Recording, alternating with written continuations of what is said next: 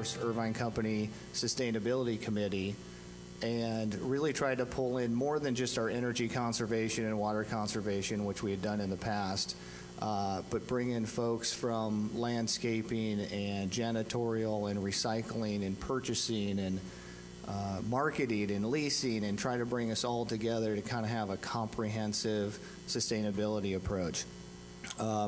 It was probably a tough launching. There wasn't a lot of believers. It was kind of a fad, and it cost a lot. I'm sure we've all heard that. But over the last 3 years, we've really seen it grow, and I've been lucky enough to be part of it ever since. So that's how I got started.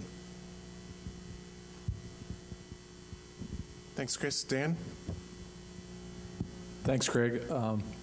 Dan Heinfeld. I'm president of LPA, and I'm always happy to talk about green building because I think it's the best thing that's happened to my industry in the 35 years that I've been working as an architect in my brief career. And I think that's there's two reasons for that. And one is because we're able to do buildings that are actually better and do more with less for our clients. So they're using less energy, less water, less materials, and less square footage. All of those things are the reason, and much of what's been talked about today, of why this green building enterprise really isn't, feels like a trend. It's really something that's changed our industry forever in terms of that. Because again, it just makes good business sense. And up to this time, when we did the first LEED building in Orange County that Greg was talking about, which was about 12 years ago, we have done 15 LEED buildings. We currently have 55 in construction, on the boards, in the works. And that would be a statistic that would probably be matched by many other design firms. I mean, it's almost 4 times the number that's taken, in the last. So it's something that's really growing. So where are we on the slides here yet? Go to the next one. Can you go to the next slide, please? And then the next slide. So what's really important, and what I think we're sort of really realizing about sustainable design right now, is it really starts with climate. And it's really about using all of the things that the site and the climate give you for free, and using those passively in just ruthless ways so that you can really drive down your demand. And that's really kind of the starting point. So that means that a building in Orange County looks different than a building in San Francisco because it's applying to different principles, and it's trying to sort of use those climate elements to its advantage. It also is, next slide, please. This is very awkward. So this is the building I'm talking about that is Orange County. It's dealing with very different principles than a building, next slide. Next slide. That is in San Francisco, where we're actually worrying about heating the building more than we are cooling here in Orange County. So we think that that's something that sustainability can actually be. It's an amazing regional aspect, can actually start to give something back to our country where you actually can understand that you're in different parts and you're relating to different things. Next slide, please. Next slide. And that sustainability doesn't have to be ground up projects. It can be an interiors job. This is a 7,000 square foot project down in San Clemente. Actually, sustainability doesn't have any program requirements. It doesn't have any size requirements. It doesn't have any budget requirements. It can really be broad brush across any kind of project. Next slide. And LEED has actually done, the USGBC has done a great job of sort of, changing the industry. But a project can be very sustainable but doesn't have to meet LEED requirements. It doesn't have to be a LEED project. This building, which is in Laguna Beach, has all of the things that you'd see in sustainability: daylighting controls, skylights, operable windows, all the things you'd see in a LEED building, but it's not LEED rated. So just because you're not pursuing LEED doesn't mean you shouldn't be looking at sustainability. And lastly, there's a huge amount of projects. Next slide. Next slide. That are actually building inventories existing where marvelous opportunities are there and available for sustainability. Thank you. Thanks, Dan. Wendell. The question of how I got into this is actually sort of an inelegant explanation. I didn't start out as an environmentalist. I didn't start out thinking about green. I didn't even know about the Green Building Council or sustainability. I came from the business side in the University of California. And when you're a business officer in the University of California, one of the things you worry about is whether we're using public money in a way that's resourceful and adds value to taxpayers. Everybody in this room is paying for the University of California, whether it's through taxes that come to us in general funds, whether it's in federal taxes that come to us in federal research support, or if you have a son or daughter in the University of California, you're paying even more now these days because of the increased dependency on tuition. So as a business officer, my job is to make sure we're using your dollars in a resourceful way. And so we started at UC Irvine in trying to beat Title 24 by 30% in 1992. We had, as I said, we hadn't heard about green or sustainability or the Green Building Council. We started doing it because it was about stewardship and resources. And when I show this list here to people, I like to show people this list because a lot of people are surprised when they hear this is Irvine. For some reason, if this were Santa Cruz or Berkeley, people would say, oh, sure. But the fact that it's Irvine kind of surprises some people. By the way, what I'm showing you here on 3 slides will be the top things out of this document, which is 25 pages long, and you can see it on our website. This is just listing all the green actions underway or completed at UC Irvine, just listing them, not even describing them. It takes 25 pages to do that. So let me just touch on a few of these things here. We do have the largest number of LEED Gold buildings of any university in the U.S. We passed Harvard last fall. Harvard's trying to catch up. We will stay ahead of them. We placed 6th again in the Sierra Club's rankings of the country's coolest schools. We go to the next slide. I'm not going to read the slide to you, but I'll just touch on a few things. Could I get the next one? We won the Governor's Award here in 2008. We actually achieved more energy savings at UC Irvine in our energy retrofit projects than any college or university in the state of California. That means the entire CSU system, the entire UC system, and all the private institutions that are part of the statewide energy partnership. We didn't do that because we were the fattest, because we did that after we'd already won a number of awards, some of which you see listed for energy efficiency, and after we'd already been doing this business of saving 30% better than Title 24 on all our new buildings for 19 years.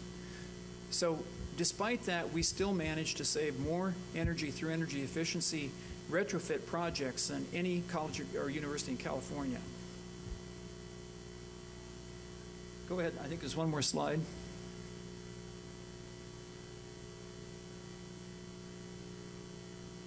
I'll just touch on the second to last one. It's not just about operations. It's about getting students to understand the impact that their personal lives and lifestyles and daily decisions have on the environment, in the world that they live in now and the world they're going to be living in when they graduate.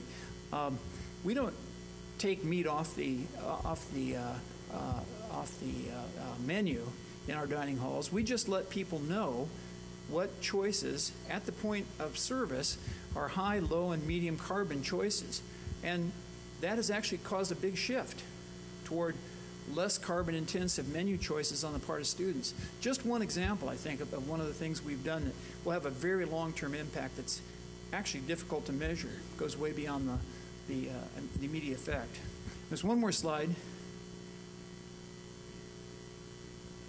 Again, this is a slide where to talk about everything on this slide would take a long time. There are many programs at UC Irvine. They're not just in engineering. They're not just in physical sciences.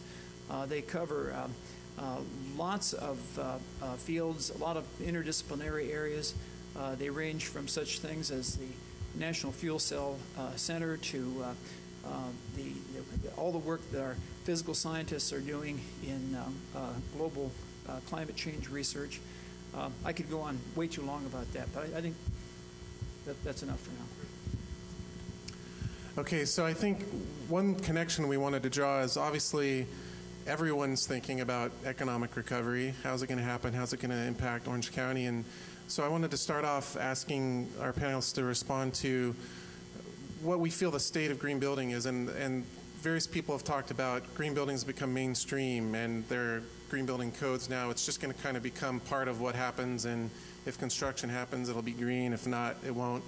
Or is green building almost, a provocative industry in of itself and something that's going to create economic development? So I wanted to ask each to respond to, how would you describe the state of green building in Orange County? And do you see it as something that has already matured, become mainstream, and is getting integrated, or do you continue to see barriers, and how can we overcome those and make it something that drives economic development or helps drive economic development for Orange County?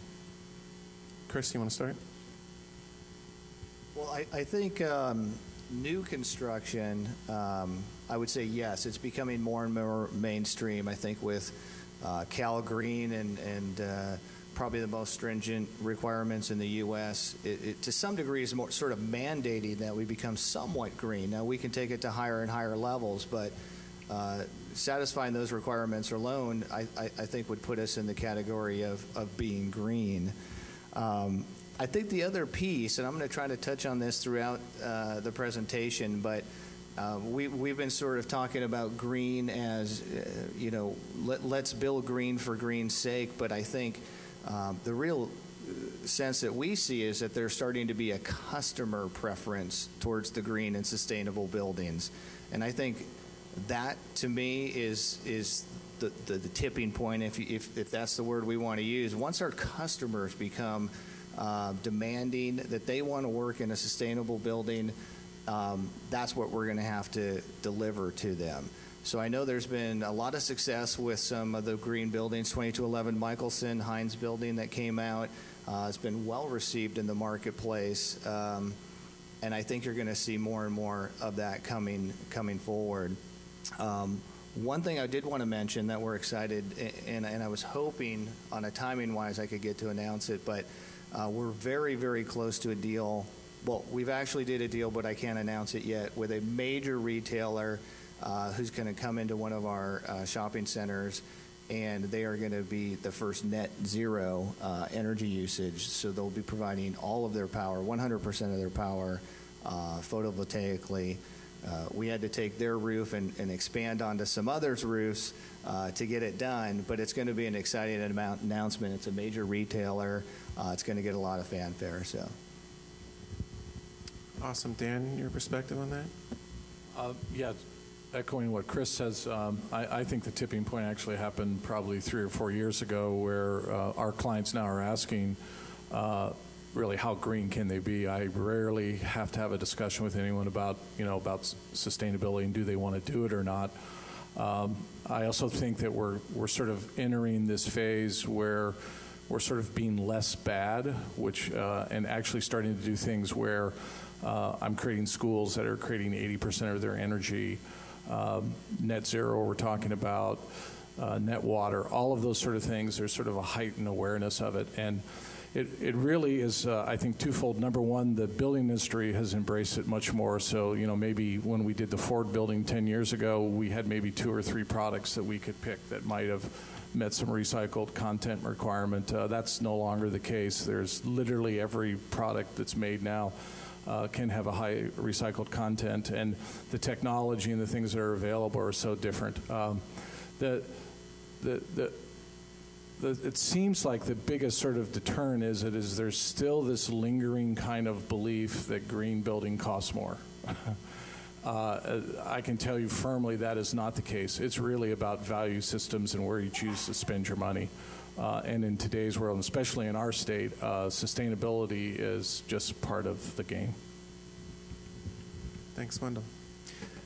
I think one piece of evidence that strikes me is that from a customer standpoint, and by that I mean UC Irvine has been building a lot. Anybody who's been to the campus recently sees that. And for that matter, that would include the new hospital we've just completed over in Orange. All those buildings were built design build. UC Irvine is 100% design build. We have gone further in design build than any other university in the U.S., and we did that, again, because we think we get much more value for public dollars when we do that. Now, in that process, we don't tell people how to design green buildings. We set a performance requirement, but we don't actually specify exactly how it's done. So I think the evidence is clear. All these buildings that are coming back LEED Gold were done because the ideas that came into the design build process came from the contractors and came from the architects involved, and actually from the entire team that is brought in, the entire design team. So that says to me, this is mainstream. There's no pushback, and I think that's really good, because it's possible to find really, really good designers, including the kinds of mechanical engineering that we need on sophisticated laboratory buildings, and the kinds of contractors who know how to do this, again, without pushback, as though it's part of the mainstream. Thanks. And so one transition from that is you guys have all been through a number of projects, and Wendell, I want to stay with you. If you could talk a little bit about, through that volume of projects, there have been successes and failures, and maybe even particularly citing some of the failures. What are some of the things that have really gone wrong or have been missteps that you guys have been able to learn from at the campus? And in taking that position of, doing it as a business and doing it for the performance and not just the marketing values and whatnot, what are some of the key learnings you've had, especially from maybe a misstep as an example? Well, I'm not sure it'd be categorized as something gone wrong, but we certainly did start out terribly at odds with the U.S. Green Building Council. We were one of the universities who basically said we weren't going to do LEED buildings because the process was so expensive. This was about 6 years ago. And it was expensive because the amount of documentation, paperwork, what seemed to us to be complying with a lot of detailed specifications as opposed to, as I just said, performance standards, which is what we use in design build. So we were kind of out of step with LEED. And also LEED was a very building-centric system, whereas we have a campus, so there are many sustainability systems that extend across all the buildings. For example, every building that's connected to the central plant, every building that's part of the green space plan, every building that's served by the transportation system of the campus. These are all systems that we didn't think needed to be analyzed every single time we did a project. The first response from the Green Building Council was very lackluster. We came very close to walking away. I even sponsored a conference where I invited Rick Fedrizzi, the chair of the U.S. Green Building Council, to come in and talk to business officers, my colleagues. And I gave him the title of the talk, and it was, "Do we need LEED in order to build green buildings?" And he was kind of rankled by this topic I gave him, but he actually came to grips with the issues we were raising. Well, that's all good news now, because when you push back on the Green Building Council and do it, when I say push back, I mean offer alternatives and rationale, they actually responded. So as far as I'm concerned, the process now is a value-added process. It costs 1/10 of what we were fighting 6 years ago. 1/10, and we get full value for the money that we put into the LEED process. So I think there's something that could have gone wrong. Working with the Green Building Council actually turned it around. It's become a big positive, and every other college and university in the country now is benefiting from what we did here at Irvine. Thanks. And Dan, similar line of thought, but maybe a slightly different angle.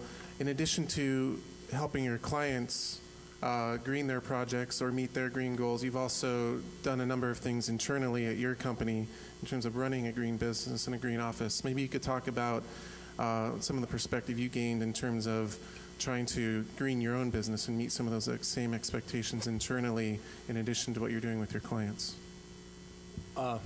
Yeah, for us, basically, it was, if I'm going to really be talking in the very beginning of this, it was convincing people that they ought to build green. I really sort of had to practice what I preached. And I think what we found every step along the way, that every time we did something or initiated it, it actually had a strong business case to it. It either saved us money, it either saved time, it made things more efficient. So there is a direct correlation to it. I think the other thing that's a very intangible part of it is that by sort of doing this, you're really creating a much better, healthier work environment for your employees. And that's kind of the holy grail of sustainability. It'll probably never be proven by metrics.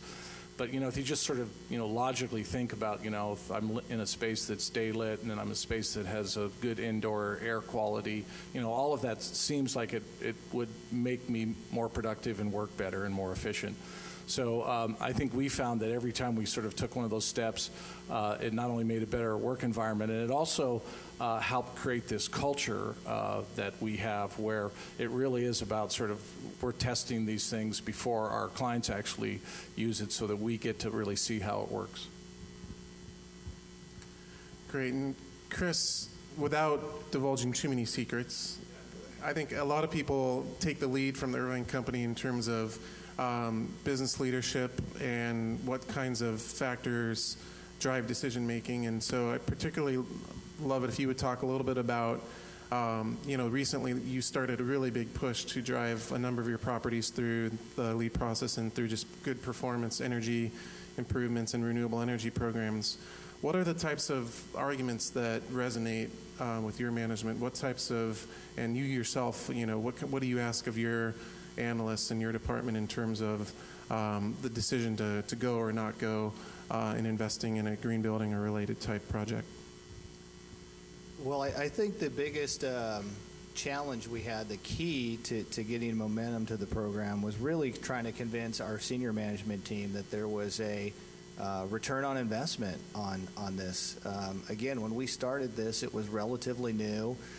People weren't sure if this was a fad, if it cost too much, and we had to work pretty hard to kind of show why this sustainability program would make sense. So we put together at that time a 3-year energy and water conservation plan that identified only projects that we felt very comfortable with would have a 3-year or less payback. And that seemed to get a little bit of interest from our senior management. We're long-term owners, as you guys know, so we can look past that 3-year horizon and see the value. And then we started looking at items such as green cleaning and recycling and air quality management and landscape practices, and we really started realizing these don't cost anything. I mean, they're low to no cost at all. And I think that is really where we started to get that senior management buy-in who gave us a little bit of rein and said, here's a little bit of money, and you guys take your committee and go out there and show us what you can do. And I think the biggest key for us, and again, I'll try to mention it throughout the deal, was to make sure that we communicated that and marketed those successes. Because it's one thing just to go out there and do it in a vacuum. It's another to do it, celebrate it, advertise it, and we've really found that at the Irvine Company, that's what's been building some momentum. So. Great, and maybe to expand upon that, staying with you, Chris, I imagine there are plenty of people in the audience involved in some way with a clean tech technology, either in startup mode or looking to see how they can get that product into buildings, into the industry. And maybe if you could talk a little bit about, advice you would offer to companies with technologies that they're looking to break into the real estate industry, what some of the key factors they could consider to have the most successful and the best chance of breaking through. Sure. I think you want this to be something that's good and healthy for the environment, and we're all for that and love that. But again, from just a day-to-day operating division, ultimately it kind of comes down to that bottom line. Are we going to make some money? Do we get a return off this investment? So for anyone looking to pitch something, which we get a lot of pitches all the time on various scenarios, I mean, it's got to be this is why it makes sense for you economically, probably first, and then if there's a byproduct to the environment, then we're also behind that as well. So then, Dan, you guys are involved in oftentimes specifying, choosing various design solutions, technologies, equipment, finishes, everything else for our building. So building off of what Chris said, but also in consideration of the fact that California now has the Cal Green Building Code, there's a certain amount of kind of green building that's going to be going on by law as of this year. What do you see shaping up in the future in terms of, do you see an increased demand from that for new technologies, new products to meet that demand, both from the Cal Green Code and projects going beyond that? Right now, the code that was adopted is pretty passive and really doesn't have a whole lot of restriction in terms of, going forward with building. There's obviously some indication that it will be, but I think the thing where we're really concentrating and maybe one of the big differences between LEED and we've sort of talked about is you can do a LEED building and be about 10 to 12% better than Title 24. We believe in our state that isn't nearly good enough in terms of all the things that you've sort of heard going forward and about energy use and demand. So, our policy is in the 25% range that we want to. And so I think that that demand side energy and saving energy, being smart about it is really where there's some amazing efficiencies that can happen and some new technology that can be developed that has real business quality and sense to the people that I'm dealing with from a user standpoint. So then, Wendell, maybe building off that string, what are some of the ways that UC Irvine and maybe even the larger university, campuses are thinking about training people to participate and become, leaders in the clean tech and related industries? In particular, kind of what are some of the skill sets that you're seeing that maybe are new, becoming in demand for this kind of market transformation? Well, I put on, I knew this question was coming, so that's why I put the slide up showing all the programs that we have. The richness of enthusiasm that I see, especially on the part of undergraduates at UC Irvine around sustainable ideas, sustainable technologies, sustainable policies, whether if they're more in the social sciences realm, it's just remarkable. UC Irvine has strengths across many areas, which you got from that slide. It extends all the way to our new law school, in which environmental law is becoming one of the strengths of that new law school.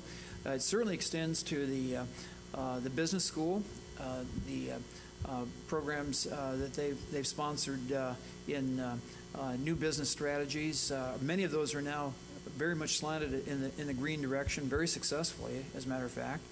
And these areas really augment the areas that have been strong at Irvine for a long time, areas such as physical sciences, atmospheric chemistry, and environmental engineering.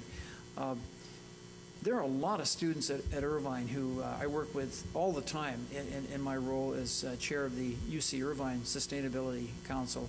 And when I say work with them, I don't mean doing committee work. I mean, these students are out there taking measurements, helping us do LEED for existing buildings, actually the president of our student body, she was a student in environmental engineering, was actually doing an experiment on the roofs of our buildings using different orientations for thin film panels on these roofs that we're putting on now, which are very bright, highly reflective roofs. So we're trying to see how much diffuse light we could collect from the roofs on surfaces other than horizontal surfaces using thin film panels. President of the student body is involved in this. So if you engage our students, I think you'll be as pleased as I have been seeing the kind of work that especially come from the undergraduates. Now, graduate students are very specialized as compared to undergraduates, and they offer a different perspective because they're very focused in certain areas. When I say we're a university, there's a wealth of opportunity there, and I think a lot of people in this room have already discovered that from some of the comments I've heard. I'm the beneficiary of one of those. The director of our Energy and Services is Dr. Jim McClay, who's a graduate of UCI. And maybe just to echo what Wendell talked a little bit about, we do a lot of work with the CSU system, and about 4 or 5 years ago, they developed their own sustainable standards, and that was totally student-driven. It came from basically the students up to the administration, and I think that's another reason why the idea of this being a trend isn't really sustainable. I mean, is a trend that it's not a trend. It really is, a change of business, and the fact that there's a whole generation of people whose sustainability is much more important to them, and they're thinking about it, and I think they're going to do a much better job with the environment than my generation did. Yeah, I would second that and make the comment that, I find that the, as you heard a little bit in the introductions and the, the different stories of how folks arrive at participating, it's something that green building is really a concept that builds on many, many different core skills, and it's about integrating those skills and looking to, connect discussions and connect opportunities that might otherwise be compartmentalized and disconnected. And so, we're finding that core integration skills and the ability to, to take a core science, engineering, math type discipline, but then integrate that is actually one of the recipes to work in these industries. It's really fascinating. I do want to dive a little bit farther into the cost question because it comes up time and time again. And with many, many clients, the discussion is beyond that, but still in many boardrooms, it's don't want to talk about it. It's just extra money, just extra cost. And so a question to anyone who wants to field it is, I think all of you have you've cited, have been involved in projects that can be pointed to and said, here's something that was basically done within the budget. A budget was set out for this project, and then all of the goals were examined and trade-offs were made as to what we're going to be able to accomplish within that budget. And so energy, green, sustainability type goals were accomplished without it feeling like an add-on. And maybe if any of you could talk more about specific examples that folks could look to within Orange County that exemplify that story. There's way too many examples to sort of give, but I think if you want to find a way to make sustainability cost more, you can do that. But really what you have to do is you have to make sustainability and you have to make green part of the project's DNA. If it's additive or subtractive, it's really not the right way to do it. It just has to be inherent in just the basic premise of the project. And I've got about 7 or 8 years data of sort of what the cost is, the real cost to it is. And if you take out if you want a LEED building, if you want the actual sort of soft cost of doing that, there fundamentally isn't any additional cost to doing a sustainable project.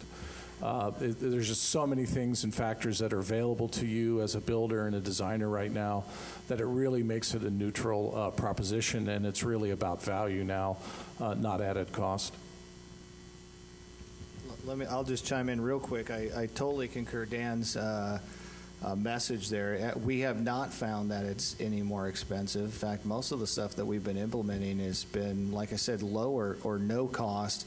Our energy savings all have a payback to it. So we've found that it makes good economic sense. And then the other piece, I want to make sure we're all focused on is ultimately we're all trying to develop and create a product for a customer. So we can create the greatest, most green building, sustainable building in the world, and if nobody wants it and nobody's in it, I don't know what good we're doing. But what I'm seeing is we're finally starting to see the customer come to us and start to see the value in a sustainable project. And again, without sounding Irvine company and look at us, we just signed a 170,000 square foot deal at 40 Pacifica. It's going to backfill FDIC. Sustainability was very important to them. We just happened to be getting our LEED Gold certification on that project. And I can't sit here and tell you that is the reason they signed a deal, but I can tell you for sure that put us on a competitive advantage. So I have a feeling you're going to see more and more people want to be in those buildings, either residential, commercial, retail, and that's going to drive this movement even faster. we actually are paying more than we would if we weren't setting the standards that we've set. But see, we're not picking off the lowest level of LEED anymore. LEED Silver was, we didn't even think about that. We sailed right past that. We've got nothing but gold so far. On our new stem cell building, the Sue and Bill Gross Stem Cell Laboratory, we set the goal of making it the most energy efficient laboratory ever built in California. And it is. We beat Title 24 by 50.4%. And now we have operating results from that building which show that we're actually a little bit better than the Energy Pro model predicted. So we're actually saving more like 55%. We connect that up to a campus energy infrastructure that is the most energy efficient infrastructure of any campus in the United States, and that takes the savings up to about 2/3 compared to if we just built according to code and hooked it up outside of the UC Irvine campus. We spent about an extra $1 million on that building on a cost of roughly $50 million, so there's 2%. We'll recover that cost in about 5 years, actually, in terms of the savings. We will actually go to the point where we'll invest in energy efficiency retrofits or energy efficiency features in new buildings that have up to about a 10-year simple payback. And that's a little bit longer than I think most private sector financial officers would decide to do. But remember, our cost of capital is low because we're not profit making. We don't have an internal rate of return which is in double digits. We're using the tax exempt cost of capital. So it's a lower number. And universities do have this really long-term perspective. We're very concerned about taking the longest possible view and making decisions with that in mind. So we are spending more, but I think it's paying off, and I think I can defend it to you as taxpayers that we're making the right decisions with your taxpayer dollars because there's going to be long-term value. There was a question during this round on the aisle back there. Maybe if you could step up to a mic and ask your question, that'd be great. I'm Elton Sherwin, author of Addicted to Energy. No one has mentioned the Commercial Energy Star program, and I was wondering if anyone wanted to comment or had experience with offices or retail or schools with the Energy Star benchmarking. And a remotely related but somewhat different question, when I was writing my book, it was very frustrating not to be able to get a hold of performance data on LEED buildings. Has the USGBC made performance data on how the LEED buildings are actually performing, what their energy consumption is in the real world? Is that available yet? I can start with an easy part to the second, and then I'll pass the Energy Star question down. The USGBC did just launch gbig or gbig.org earlier this year, which already has a lot of data on LEED certified buildings publicly accessible to date, and they're hoping that with the evolving standards that require buildings to report more and more data, that's going to quickly become an incredible resource and free resource for that. But Energy Star's been doing that for quite a while, and I know there's been really strong activity in Orange County, so I'll let you guys speak to that. Yeah, the Energy Star, the CBEX, which it's based on, is, if you're 70% better than the rest of the nation, then you earn an Energy Star. We found that just about every office building we submit in California will qualify for that because of the database that it's going against. Part of the problem with the Energy Star is it doesn't have higher education projects in it. So it's an incomplete data. If the USGBC can sort of get its act together and actually give us this data and collect it, it will be a pretty valuable resource because you're absolutely right. We really don't have the benchmarking that really we should in order to kind of measure these energy efficiencies in buildings. I'll just chime in real quick on the Energy Star. I think it's a great program. I think it's fantastic. I mean, one of the things you have to do if you're implementing any sustainability measure is benchmark where you started from. I mean, if you're not doing that, you have no idea if the program's a success. You're going to have to market that success to get additional capital. Energy Star is a great way to do that. It's free. It's easy. We have every high-rise office building Energy Star benchmarked. We're number 10 in the nation, number 2 in Orange County for the number of buildings that we have Energy Star rated. And because we like to see where we started and where we ended, one of the things we found with LEED is it's very cumbersome, and we've talked about it. We've got to find a way that we can get LEED certification or another third-party certification that shows that the building is sustainable without spending $25,000 in consultants and binders of paperwork to submit that. So Energy Star is our best, I guess, bet. It only shows a piece of the pie right now, though. Okay, and I took that question because we are at that time, so I'd love it if others have questions in the audience. Now is the time. In the back?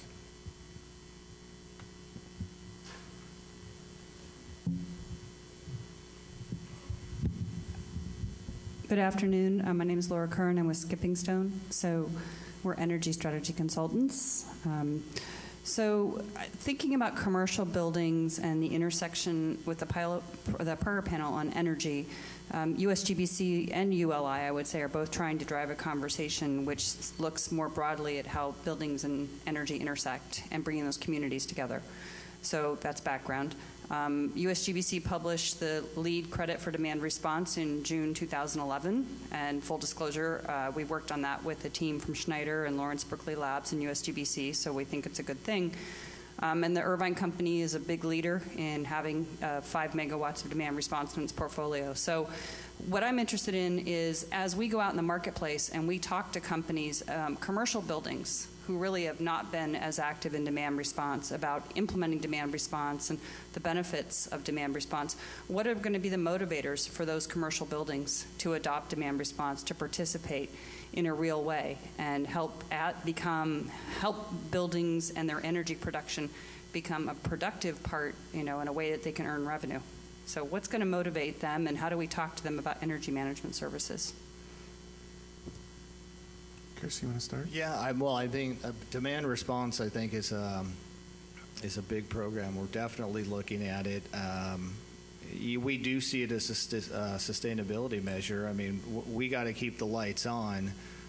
So we have a pretty sophisticated program that we've worked with Edison with, where we actually have a centralized location that can affect all of our office buildings throughout our entire portfolio. So imagine an air traffic control center who's turning off the fountains over at Irvine Towers and dimming the lighting in the stairwells at Newport Gateway and slowly turning up the HVAC. You would never notice it, by the way.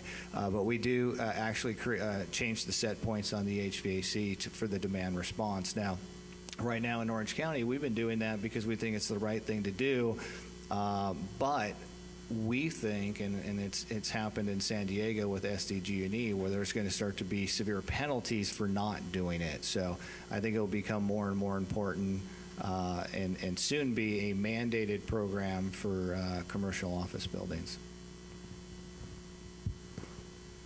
I would just add, I think we've seen a successful strategy is to start slow and start with little baby steps. For a while, demand response with a lot of clients we worked with had a reputation of, I have to install $1 billion worth of metering and instrumentation equipment, and so there was this perception of a big bump to get started. But we've seen ways to start really slow and just try little pieces and get success, and find out where the bump points are with whoever your customer is. As a really successful way to get into it and get over that concept of it having to be about tons and tons of money. Any more questions? I think we have a couple more minutes, or are we?